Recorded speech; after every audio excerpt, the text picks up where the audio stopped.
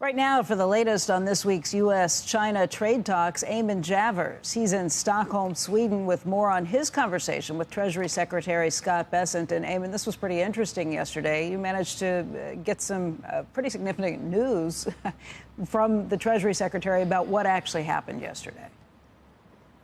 Yeah, Becky, that's right. We sat down with the Treasury Secretary just after he got off the phone with President Trump, briefing the president on the state of talks here in Stockholm with the Chinese side over 2 days.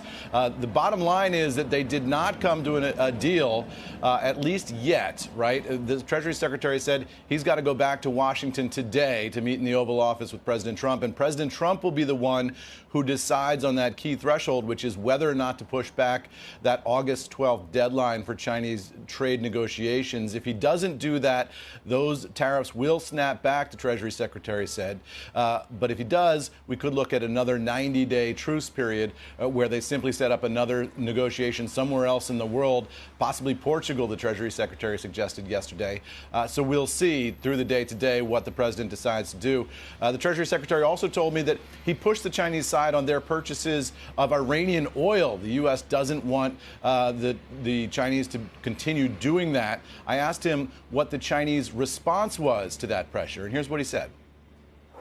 They said they're a sovereign nation and that they have security needs, energy needs, and that it would be based on their internal policies. We have sanctioned what are called teapot refineries. They are private refineries, not state-owned.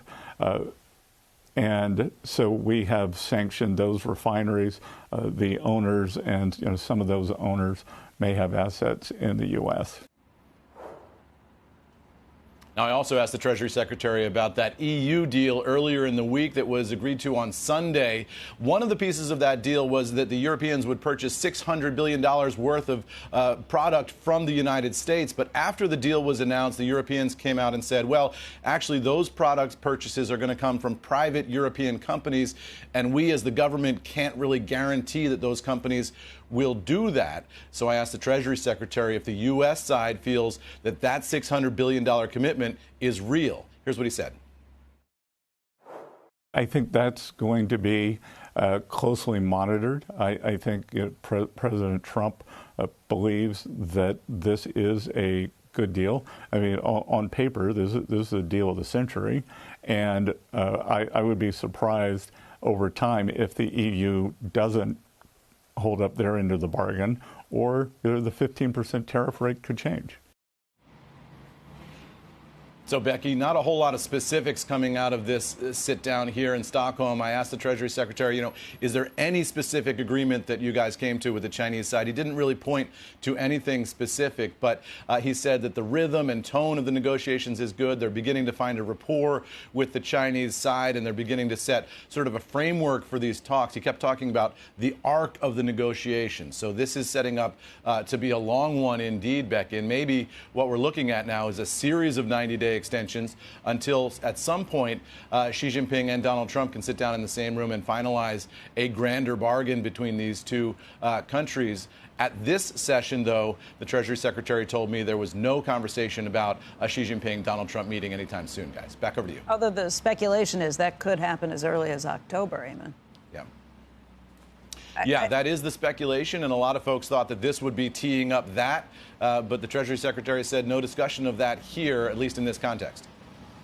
Eamon, when you asked the Treasury Secretary about some of the things like Iranian oil, and his answer was, well, they said that they're a sovereign nation, basically, like we'll make our own decisions on that. Right. That's the headlines on it, but it does feel like there is progress being made. I mean, it sounds like it between the lines. As you said, there's nothing concrete you can point to, but it feels like things are moving that direction from everything we read and hear. Yeah, I think that's right. I mean, the body language was very positive. The Treasury Secretary was in a great mood. He was, joshing around with our crew and everything as we were setting up the cameras and the chairs and all that in a back room at a Swedish government building here. So he was in high spirits. If I was a betting person, Becky, I would guess that the president will do that extension later today after he meets with Bessant. I would imagine that would be Bessant's recommendation to him. But, these things are unpredictable and you can never say for sure. But I don't think it's in nobody's interest right now for those tariffs to snap back right now. I also asked the Treasury Secretary, by the way, about Friday's deadline. Remember, August 1st is the deadline for all the tariffs on all the other countries around the world who haven't come to a deal with the U.S. so far. All those tariffs will snap back. The Treasury Secretary, I asked him what his message to American business is on those tariffs, and he said, well, look, it wouldn't be the worst thing in the world if those tariffs snap back, at least for a period of time. Yeah, meaning that maybe just days or weeks before another negotiation can be kind of carried out? I think the idea is that those countries would then be under pressure to negotiate. Right. It seemed like his message, though, was to try and not have the markets freak out if those snap back. Right. Kind of the idea that this would be a temporary thing. That's one of any Treasury Secretary's major jobs, right, is to manage market freakouts and sort of telegraph a little bit what's coming. And I think he was sort of giving a soft warning to markets that we may see that big snapback on Friday. It's funny, there's a lot of different ways you can sort of parse the details of the deal. Yesterday, Eamon, the Wall Street Journal's criticism of crowing about the $600 billion in energy deal was that was already in the works. That Europe had already decided it was going to wean itself from Russia, and they were going to do $600 billion easy. So, so that was a way of saying, it's not a big deal because they're already going to do it. Now the question mark is whether they are going to do it. So I guess if it's economically in their interest to do it, they'll end up doing it, whether it's whether there are some implied threats or whether it's part of the deal or not. They may be just headed to that just from the economics of the energy needs that Europe has. Yeah, and look, that's a big criticism of a lot of the corporate announcements as well, when the president will bring in CEOs who announce we're going to, open a major factory or something like that. People will say, well, that company was going to do that anyway, and they're just trying to get political points for doing the thing that they were going to do in their economic interest, no matter what.